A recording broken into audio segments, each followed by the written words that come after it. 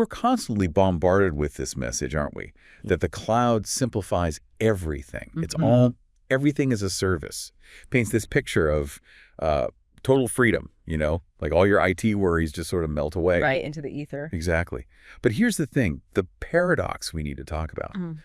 What if some of that simplicity, that convenience, actually costs us something really crucial down the line? Yeah. What if that path to seamless automation isn't always, well, straightforward? Maybe hides a few pitfalls. It often does. So today, we are taking a deep dive into future-proofing integration. Why control still matters in a cloud-native world. We're going to explore this really fascinating paradox right at the heart of modern cloud strategies. And look at why organizations, especially the big, complex ones, are seriously rethinking their whole approach to connecting their digital world. It's becoming critical. Yeah, our mission is to unpack why, even now in this cloud-native world, keeping control over your integration architecture is becoming more strategic than ever.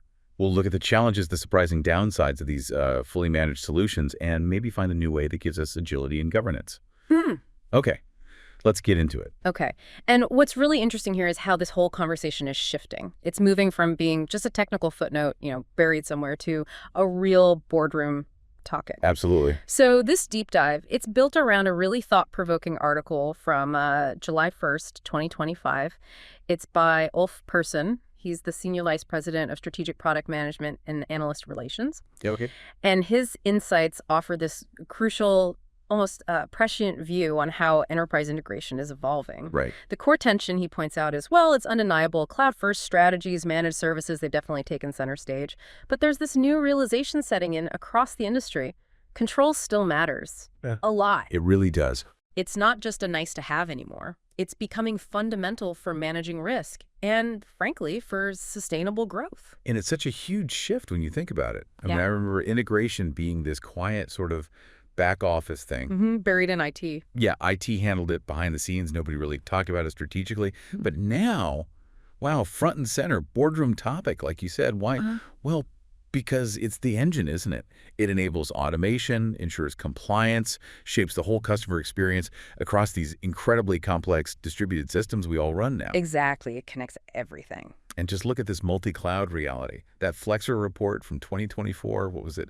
89% of enterprises pursuing multi-cloud strategies. That's a huge number. It sounds like progress, right? Leveraging the best of all worlds. But under the surface, IT teams are really struggling. Yeah, the veneer looks good, but underneath, you've got what the article calls integration sprawl. Just this chaos of connections, plus more compliance pressure, fragmented monitoring across cloud, SaaS, legacy stuff. it's a mess. It really is. That promise of seamless automation, it often turns into this tangled, messy reality. Too many connectors, not enough governance, and you just can't see how data is flowing or where it's getting stuck. Bottlenecks everywhere. Precisely. And if we connect that to the bigger picture, it's not just about systems talking to each other technically. Yeah. It's fundamentally about aligning business processes Right, a lot. across boundaries, right? Different clouds, departments, partners, even regions. Integration is that essential connective tissue for everything from supply chains to customer onboarding. Absolutely critical. And the consequences of getting it wrong are pretty profound. It's not just tech glitches. No kidding. If you do it wrong, or maybe outsource it too casually without enough oversight, integration brings in significant risks. We're talking security gaps, audit problems, failed automations that can just cripple your core operations. Yeah. And that's why it's back on the strategic agenda. CIOs, CSOs, architects, they're asking the tough questions Ulf Persson raises in the article, like, where does our integration actually run? Who controls it? Crucial question. Can we trace every change, every transaction, every failure? And maybe the most critical one, are we building a lasting integration capability or just consuming a black box? Ooh, that's a good one. Right. So this leads to an important point. Fully managed iPay, integration platform as a service, or even those simpler plug-and-play tools, they promise simplicity, sure. They do. But they can inadvertently strip away the very transparency and oversight that complex companies desperately need, especially if you're in a regulated industry. Definitely. The article is really clear. Integration is just too strategic, too tied up with core business and risk to be completely outsourced without thinking very carefully about it. That's such a critical point because for many, fully managed sounds like the dream, right? lifting that operational burden. It's appealing. And let's be clear, managed services can be excellent, a great choice, even transformative sometimes. They definitely cut down operational overhead, speed up delivery for standard use cases. For those, they're fantastic. Real agility. For the right scenario, absolutely. But here's where it gets tricky, where that simplicity paradox bites. The moment your integration involves sensitive data, or you need architectural flexibility beyond a simple template, that's when the cracks start showing. Right? The article points out specific limits of fully managed IP for complex businesses. Worth flagging these. First, limited customization. Big one. Your critical integrations have to adapt to your specific business processes, not the other way around, right? You can't just bend your whole company to fit the platform. Doesn't work long term.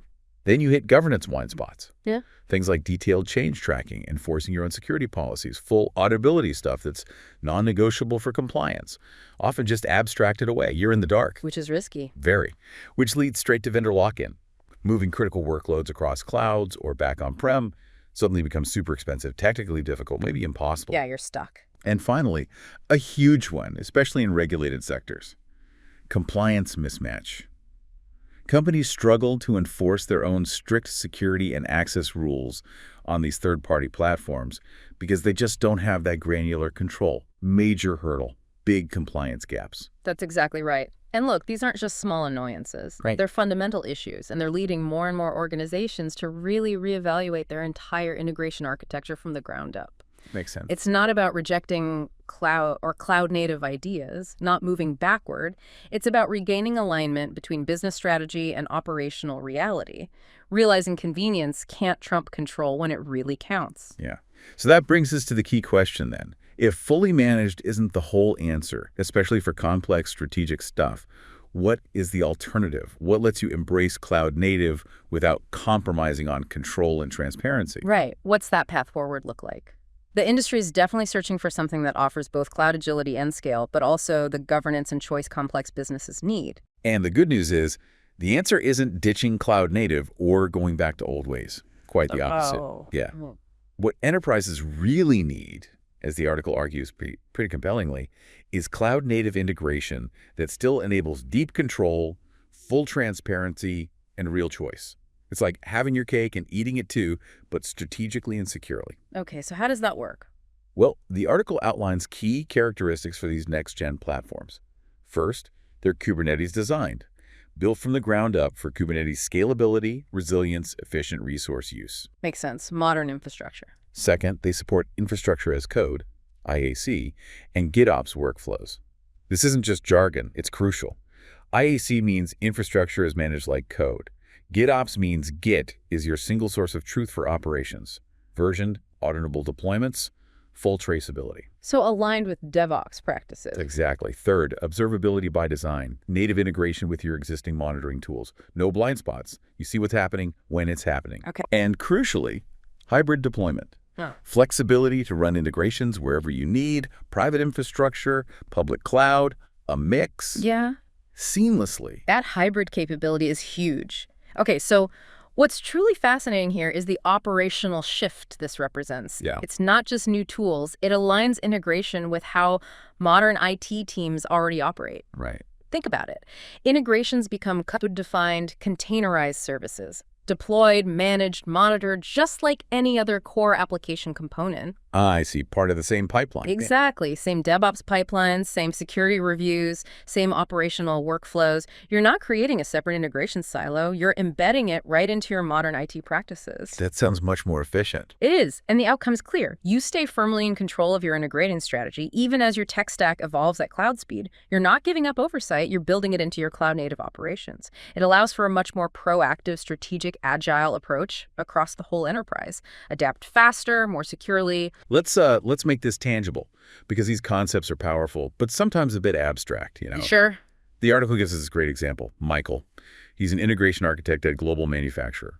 Critical job, making sure integrations run securely, reliably, efficiently everywhere they're needed. Okay, Michael. His landscape, super complex. He's juggling a Kubernetes dev cluster in Azure, a tightly controlled production environment on-prem in Germany. High compliance needs there, likely. Definitely. Plus, dozens of SaaS apps, partner systems, internal platforms all needing to work together flawlessly every day. Wow, that's a lot to manage. And in the past, with their traditional external integration platform, constant frustration, no way to enforce internal access policies consistently, big security and compliance headache for a global company. You can't have that. Excruciatingly long waits for changes weeks sometimes. Killed any agility. Poor visibility to runtime performance, failures. Often reacting after outages, not preventing them. Firefighting, But totally.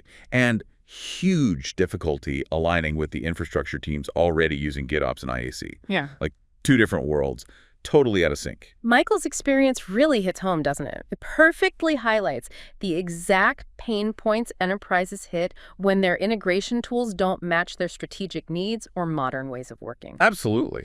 So the article details his transformation. Michael's team made a deliberate strategic move to a cloud-native, self-managed integration platform. Yeah. This wasn't about dishing the cloud, quite the opposite. It complemented their broader cloud-first strategy perfectly by giving them the precise control and transparency they needed right where it mattered most for their critical operations. So what changed for them specifically? Huge autonomy gains. They could now version and promote integration assets using Git. Every change traceable, auditable, easily rolled back if needed. Nice. They could package services into containers, consistent runtime behavior everywhere, dev, staging, prod. Consistency is key. Monitor transactions in real time with their preferred enterprise tools. Prometheus, Grafana, their SIEM. Full operational oversight, no more black box. Using their existing stack. Exactly. And scale deployments flexibly across environments without external bottlenecks or vendor dependencies. Freedom. Right. And if we connect Michael's story to the bigger picture, it really shows that for him and his company, integration isn't a separate silo anymore. Mm-hmm. It's an integrated core part of their broader IT and business strategy. His team works in sync now with infrastructure, security, dev teams, shared workflows, shared tooling, no more disconnected processes. That alignment must have had a big impact. Profound, measurable impact. Significantly faster delivery of new features, new automation, dramatically better reliability for critical business processes. Audits became way less painful. I bet. And most importantly, it restored that vital sense of control. Integration is now something they proactively shape and govern, not just react to. Okay, so let's bring it all together then. Tie a bow on this deep dive. What we've really uncovered is that, yes, the cloud offers huge benefits, agility, scale, innovation. Undeniable benefits. But that race to modernize sometimes overlooks this critical factor. In Control. Especially for complex, strategic enterprise integration, the kind that really drives the business. Maintaining transparency, auditability, the ability to customize. It's not just nice to have. It's fundamental for future-proofing operations and managing risk. Absolutely essential. The core message here seems crystal clear. The future isn't about choosing between cloud-native and control.